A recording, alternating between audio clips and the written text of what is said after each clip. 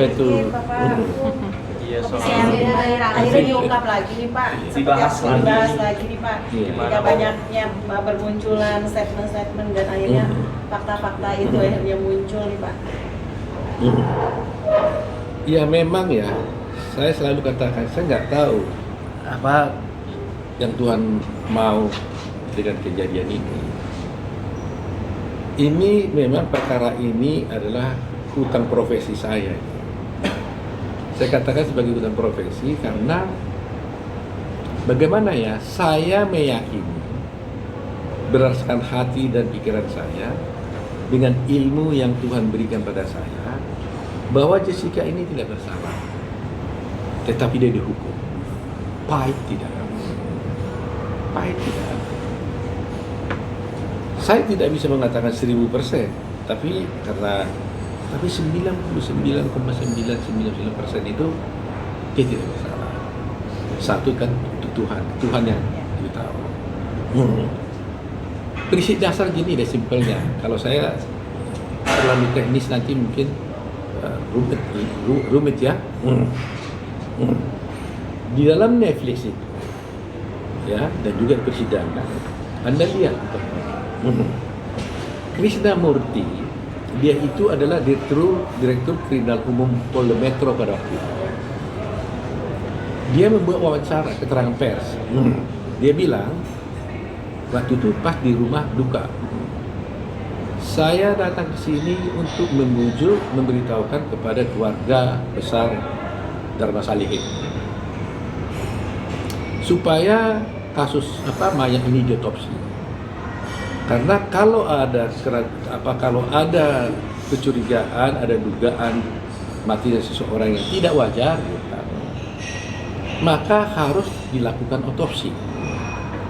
Kalau tidak dilakukan otopsi, maka kami tidak bisa melakukan penyelidikan maupun penyidikan. Dan oleh karena itu, kalau dia tidak mau, katanya, dia harus bikin pernyataan dia tidak mau. Dan karenanya, case closed. Kalau tidak diotopsi. Tapi kemudian katanya, mereka sudah mau untuk mayat ini diotopsi. Dan akhirnya dibawa ke rumah sakit untuk diperiksa. Apa yang terjadi? Ternyata tidak diotopsi. Krishnamurti mengatakan kalau tidak diotopsi, case closed. Dia bujuk sana supaya diotopsi. Dia mau untuk Dharma Salihin, tapi dia tidak otopsi. Apa yang Anda pikir? Ini kan mengerikan sekali. Sangat mengerikan.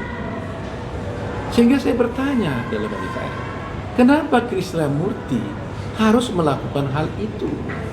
Dia bujuk-bujuk Dharma Salihin supaya mau mayatnya yang sudah mau dikubur, ya, dibuka kembali, diserahkan ke rumah sakit, ya, dibujuk-bujuk supaya diotopsi. Ternyata tidak otopsi. Untuk tujuan apa? Dan apa yang terjadi? Hanya diambil sampel dari lambungnya, diambil sampel lambung, hati, dan beberapa. Tidak otopsi. Kalau otopsi itu kan dari atas sampai ke bawah dibelah semua. Itu. Apa ini terjadi? Ya. Oleh karena itu, sebentar ya. Oleh karena itu, ini yang paling penting. Jadi seharusnya kalau tidak diotopsi, ya case close. Simple aja. Tapi kenapa nggak case-nya close? Gitu. Kedua, prinsip yang paling dasar di dunia ini, nggak ada satu orang pun yang bisa menentukan sebab matinya seseorang yang mati karena tidak wajar, kecuali otopsi di dunia ini. Dan yang bisa menentukan itu hanya ahlinya. Ahlinya pun siapa? Ahli patologi. Dan ahli patologi pun hanya bisa kalau melakukan otopsi. Tapi tanpa otopsi, hakim bisa mengatakan ini mati karena cyanida. Can you imagine it? Tapi sampai detik hari ini ada komunikasi dengan para pemerintah, Pak Krishna sendiri, dan sempat pada saat kejadian 2016 itu adalah pertaruhan suatu kinerja Bapak, gitu kan, bisa dibilang seperti itu, sampai Bapak mau membela Jessica pada saat itu. Tapi ketika akhirnya ini adalah pertaruhan Bapak, nama besar Bapak gitu pada saat, dan sekarang terbukti diungkap lagi seperti ini, apakah Bapak ada indikasi niatan untuk PK mungkin apa seperti apa dari Jessica sendiri, Pak? Pasti kita akan mengajukan PK, ya. Tapi saya hanya ingin Krishnamurti membuka kepada publik.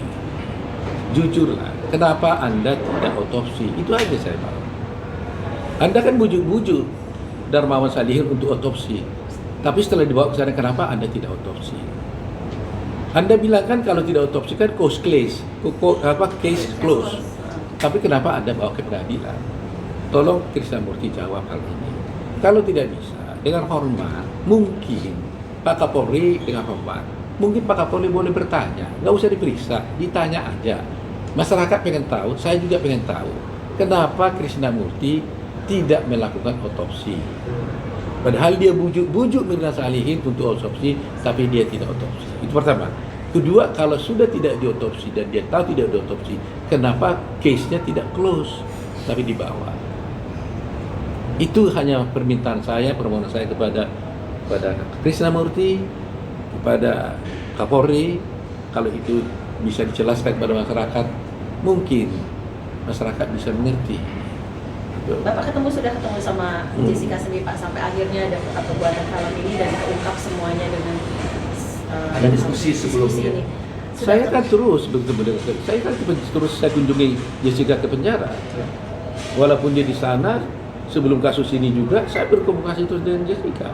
Saya sering bertemu dengan dia di lapas.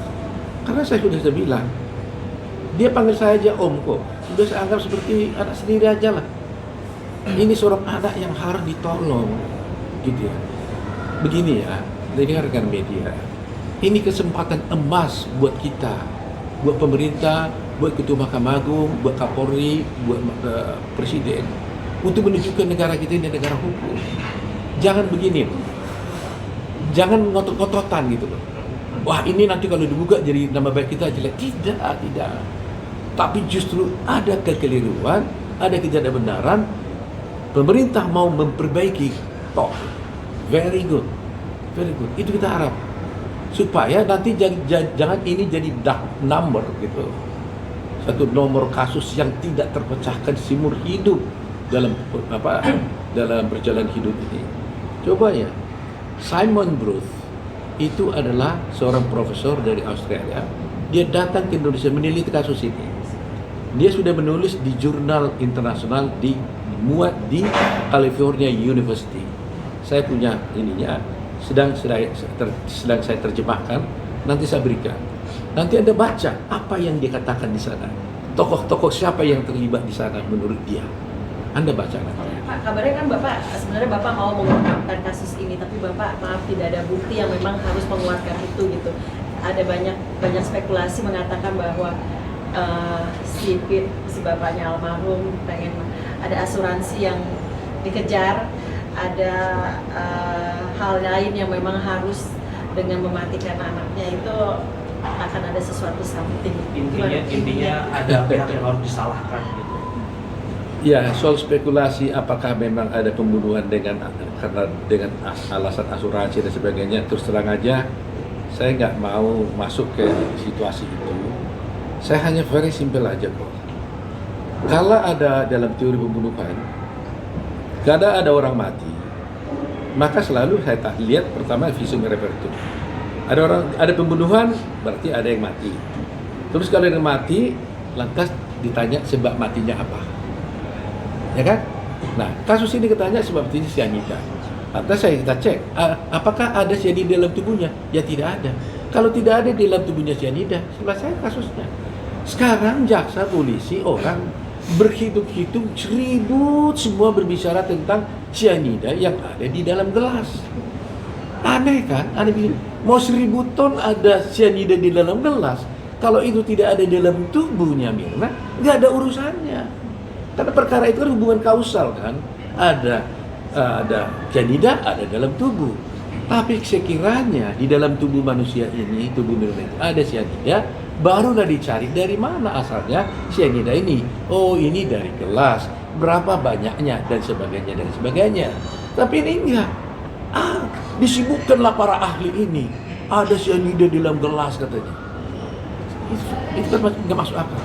Nah, kedua lagi yang paling lucu nih. Mungkin kalian kan karena TV sering kalian lihat, oh Mirna Jessica itu terbukti kan kenapa buang celana katanya. Ya kan? Ini saya luruskan nih. Saya nggak ngerti kenapa ada isu ini dan siapa yang membuat isu ini. Jadi cerita yang sebenarnya berdasarkan berita acara yang saya baca, ya, namanya Nur Hayati atau apa lupa saya. Dia mengatakan, saya dikasih celana waktu Jessica pulang, saya cek celananya kan dimasuk di tempat lah gitu ya, tempat yang kotor. Lantas dia mau cuci, dia tanya sama Jessica, ini celananya robek. Oh gitu, kalau robek ya buang aja. Oleh si pembantu disimpanlah itu di ember 3 hari 3 malam di sana, ya kan. Selama proses ini polisi kan sudah datang menggeledah rumahnya si Jessica. Mestinya akal pikiran saya ini analisis, kalau mereka betul-betul cari itu pasti dia dapat dong, atau mungkin dia dapat atau gimana. Nah kemudian 3 hari kemudian katanya oleh pembantu itu dia buanglah itu di tong sampah. Jadi pikir akal sehat saya, kalau yang di tong sampah ya pasti dapat juga barang itu. Ya kan? Ini satu sekian pertama. Karena saya membaca ini, saya penasaran. Karena saya nggak yakin ada cyanida. Dia bilang kan celana dibuang karena katanya di situ ada bekas cyanida. Kan lucu, di sini ada bekas cyanida, di meja aja nggak ada gitu kan. Akhirnya saya beranikan diri. Saya minta pada jaksa, hadirkan saksi itu, pembantu itu. Supaya jangan ada dusta di antara kita. Supaya dia bercerita sebenarnya soal celana itu. Karena ini kan saksi yang memberatkan versinya jaksa. Jaksa nggak mau bawa saksi itu. Jaksa nggak mau bawa saksi itu. Jadi apa yang terjadi? Ya berarti tidak ada kesaksian tentang celana hilang kalau tidak ada orang yang bersaksi. Jadi itu cerita itu tidak ada. Saya nyatakan di sini resmi, cerita celana hilang tidak ada karena tidak ada saksi yang bercerita itu di pengadilan. Itu. Kondisi Jessica sendiri seperti apa Pak? Sekarang sudah ini kan 8 tahun berjalan ya Pak. Ya. Seperti apa sih Pak kondisinya sekarang? Setelah film ini juga. Dia ini memang ya, saya juga lihat ini orang luar biasa ya. Dia itu bisa menyimpan penderitaannya gitu. Kalau kalian lihat di dalam sidang gitu ya, dia kan kelihatannya kan tahan gitu ya. Tapi kalau di belakang dia nangisnya luar biasa gitu. Tapi kalau saya ada orang lain, dia pasti nggak mau nangis, dia tetap diam. Tapi kalau saya berdua, dia sering nangis sama saya.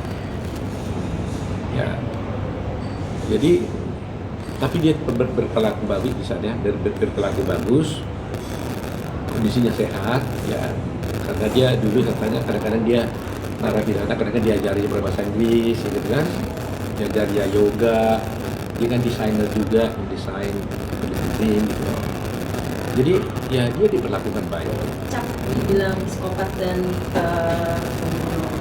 berdarah dingin seperti itu nempel di dia sendiri, reaksinya seperti apa sih Pak? Dia juga heran dari mana cerita itu. Tapi waktu itu maklumlah kita ya, waktu itu kan memang media kan menghukum Jessica pada waktu itu. Semua media menghukum Sekarang Jessica. kembali ya, Pak? Ya.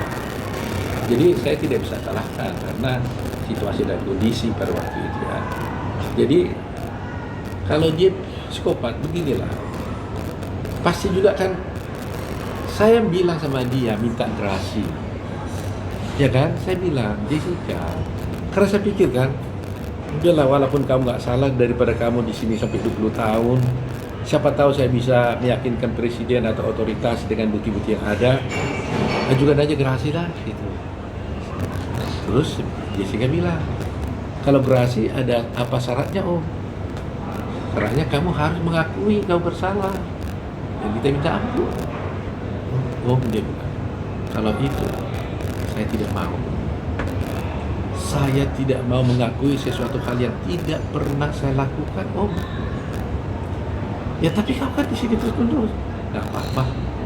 Oh 20 tahun saya di sini juga saya terima. Kalau itu yang diminta, saya tidak akan mengakui apa yang tidak pernah saya lakukan. Sehingga saya teringat waktu waktu dia di Polda, dia kan cerita di persidangan. Ini cerita dia nih. Dia didatangi oleh Krishnamurti, disuruh mengaku versinya dia. Dia juga nggak bisa dipengaruhi oleh Krishnamurti. Kita lihat dia itu dimasukkan di selti ya, apa? Seltikus. Lampu dihidupkan terus sampai matanya itu apa namanya kering. Itu ceritanya Jessica. Enggak juga mengaku dia. Padahal kita tahu polisi kan pintar kan, polisi Indonesia ini jago-jago loh. Teroris masuk 10 hari pasti ngaku deh. Pembunuh mana yang masuk narkoba semua ditangkap itu 10 hari ngaku semua, tumbang semua itu. Hanya Jessica yang nggak pernah mengaku. Dari seluruh yang ditangkap oleh polisi, semua teroris ngaku. Jessica tidak. Itu yang saya. Dan dia tidak mau mengaku sampai sekarang. Dan dia tidak mau minta mengaku bersalah meskipun dikasih bebas. Jadi inilah yang buat hati saya pilu ya, sedih. Jadi itu saya bilang, kasihan ini anak manusia ini. Apakah pantas kita tolong? Siapa yang nolong dia? Siapa? Ayolah kita tolong dia. Jangan tolong saya, tolong Jessica. Terkait statement dari ayah Anda dan Mirna sendiri terkait dia punya botol yang sama mirip gitu. Statement itu bisa seperti apa? Kalau ada botol, berarti dia tahu dong cyanidanya. Dan saya mau bertanya, dari mana dia dapat itu? Iya. Dan dia berdalih kalau itu adalah botol parfum. Hah? Iya, dari mana dia dapat botol itu? Nah itu Ya. Di tayangan video itu dia berdalih terus meluruskan omongannya, kayaknya keceplosan gitu, meminta maaf gitu. Siapa keceplosan dia? Iya. Asalnya. Ya makanya saya bilang, kalau dia ada botol, berarti kan dia dapat sesuatu botol itu. Berarti dia tahu dong ada cyanida dong. Ya, dia tahu dong. Ya dia harus cerita lebih lanjut dari mana dia dapat. Ya kan? Kan aneh kan gitu kan? Nah, itu juga Bang, maksudnya setelah film Ice Coffee ini viral, terus juga banyak kejanggalan nih, dan muncul juga opini di masyarakat. Abang sendiri selaku kuasa hukum Jessica, penegasan lagi, apakah tidak ada buat apa? Ini saya cerita satu sama kamu ya. Soal tadi kamu tanya botol dan sebagainya kan, dia tunjukkan juga katanya apa, ada tangan-tangan itu ambil apa gitu ya. Iya. Menurut ahli yang kami ajukan persidangan, CCTV yang ditunjukkan di persidangan itu adalah rekayasa. Kata ahli saya itu. Contoh yang dibilangkan Pak Dokter begini. Biasa kan perempuan ini pakai legging. Jadi kalau mau jongkok gini kan takut robek. Masih ditarik gini kan? Iya. Ya kan? Sering kan telinga tarik gini kan supaya. Nah, itu tarik gini ini menurut ahli kita itu yang ini, bisa ini. Ini di replay digini-giniin CCTV-nya, dibolak-balik. Seakan-akan dibilanglah dia menggaruk-garuk karena gatal karena cyanida, tumpahan. Padahal dia hanya gini doang nih. Tapi di video itu, di CCTV itu ditunjukkan gini. Seakan-akan dia garuk. Itulah rekayasa itu. Itu kami buktikan di persidangan. Dan ada bukti tandingannya. Ahlinya ada, siap datang. Dan di sidang dia disebutkan itu rekayasa. Tapi dia diancam pada waktu itu. Ini salah satu. Kemudian yang ada di dalam apa namanya itu? Paper bag, ada tangan dibilang seakan-akan tangan Jessica gini ya. Itu kalau itu lupa saya persis. Tapi yang saya ingat adalah ahli kita mengatakan itu tangan Jessica itu manjang seperti nenek lampir gitu. Saksi kita itu membuktikan ini rekayasa. Ini yang benar. Itu gimana? Nah, kalau nggak benar, panggil saksi itu. Kalau itu nggak benar, tangkap saksi itu kan. Tapi saksi itu bilang siap, kapan saja. Dia dokter dari Jepang. Saya sudah analisa barang ini. Ini adalah tidak benar. Kedepannya gimana nih Pak Oto? Dalam arti kan ini semua sudah keungkap semua seperti ini ya Pak Oto.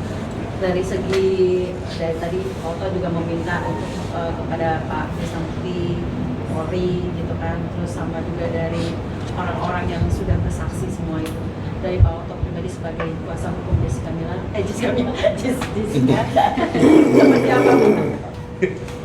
Intromedia. Iya, emang saya bilang, saya tidak, jangan ada kita pikir sini menang kalah. Saya juga tidak ingin menang. Saya hanya ingin keadilan ditegakkan.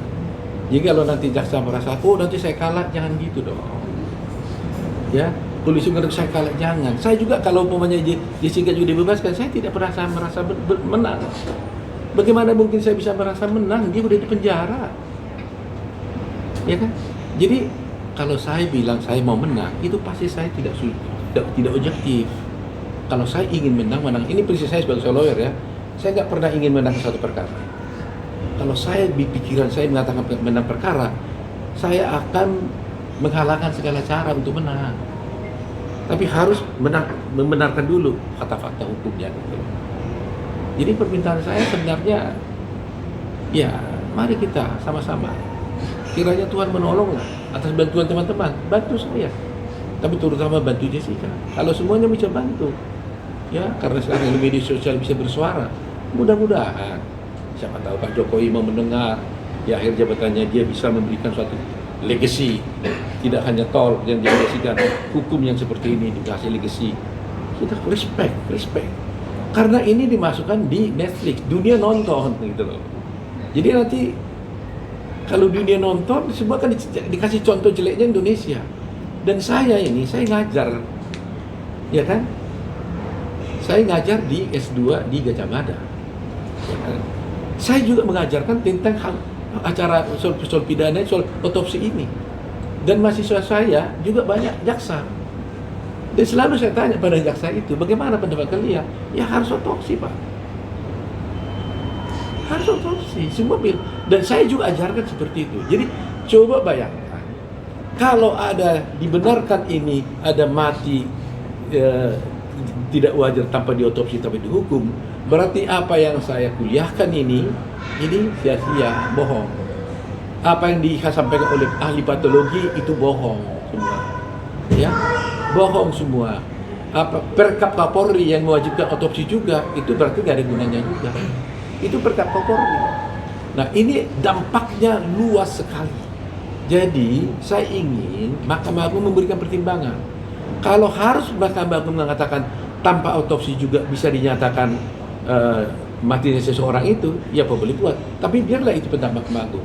Tapi dalam kasus ini tidak ada pertimbangan Mahkamah Agung atau hakim mengenai hal ini.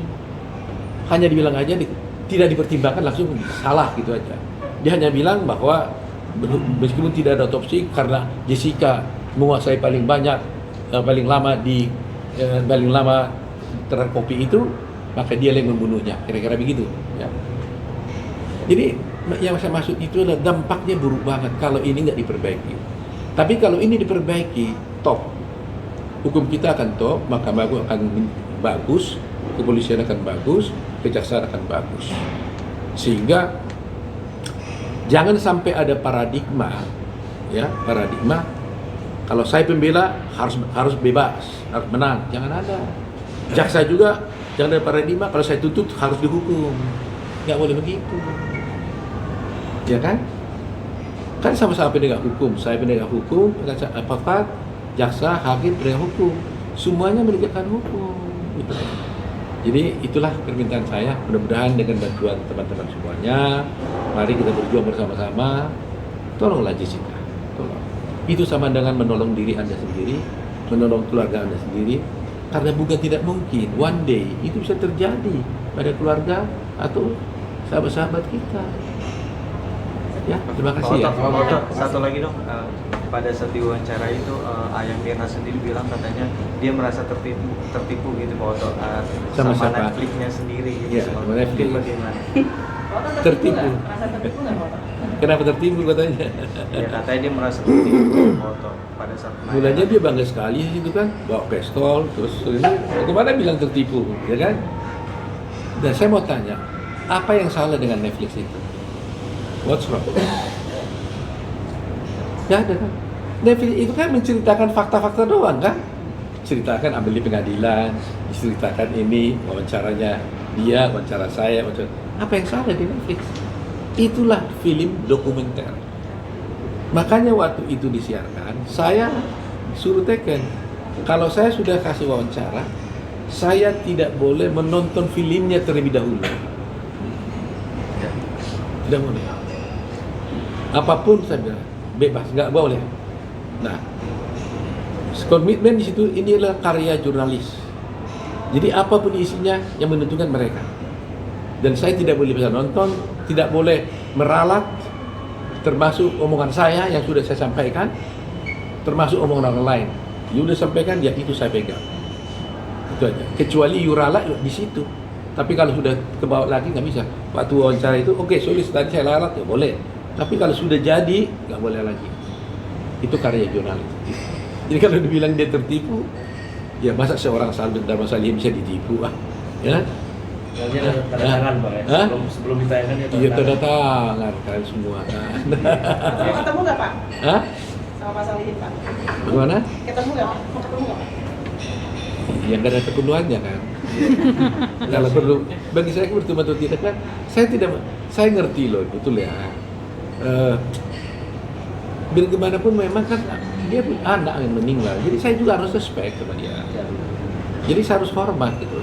Yang saya hanya nggak habis pikir, kenapa dia sibuk memastikan Jessica yang membunuh dan tidak mau melihat fakta-fakta ini. Siapa tahu ada kemungkinan lain. Kan mestinya kan begitu kan. Siapa tahu ada kemungkinan lain kan dia harus dengar, perhatikan. Kenapa sebaliknya gitu loh. Itu aja. Tapi terlepas dari itu ya sudahlah. Saya hormati dia lah. Oke. Ya? Oke.